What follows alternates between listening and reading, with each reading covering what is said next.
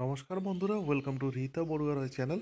বন্ধুরা, এখন পর্যন্ত যারা চ্যানেলটি সাবস্ক্রাইব করেনি, বিভিন্ন ধরনের গুরুত্বপূর্ণ খবর পাওয়ার জন্য চ্যানেলটিকে সাবস্ক্রাইব করবেন, সঙ্গে বেল আইকন বাজাবেন লেটেস্ট আপডেট জানার জন্য। বন্ধুরা, আপনারা জানেন সদ্য শেষ হয়েছে উচ্চ প্রাথমিকের দ্বিতীয় দফার তথ্য যাচাই বা ডকুমেন্ট ভেরিফিকেশনের কাজ। এখনও বাকি ইন্টারভিউ প্রক্রিয়া। আগামী মঙ্গলবার থেকে শুরু হচ্ছে একাদশ এবং দ্বাদশে ওয়েটিং প্রার্থীদের তৃতীয় কাউন্সেলিং। তারপরেই 26 থেকে 1 এপ্রিল পর্যন্ত নবম দশমের ওয়েটিং লিস্টে থাকা প্রার্থীদের কাউন্সেলিং হওয়ার কথা রয়েছে।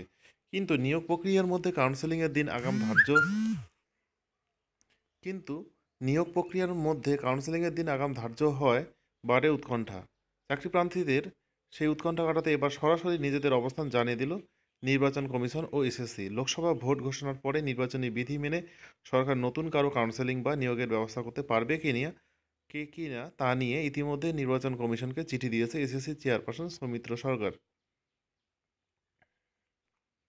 নির্বাচন কমিশনের তরফেও নিয়োগ সংক্রান্ত অবস্থান স্পষ্ট জানিয়ে দেওয়া হয়েছে। নির্বাচনী বিধি মেনে আদৌ নিয়োগ সম্ভব কিনা সংবাদ মাধ্যমে রাজ্যের অতিরিক্ত মুখ্য নির্বাচনী অফিসার সঞ্জয় বসু জানিয়েছেন, আগে থেকে নিয়োগ প্রক্রিয়া চালু থাকলে তো কোনো সমস্যা নেই, কিন্তু নতুন করে কাউন্সেলিংয়ের তারিখ বা পরীক্ষার ফল ঘোষণা করা যাবে না।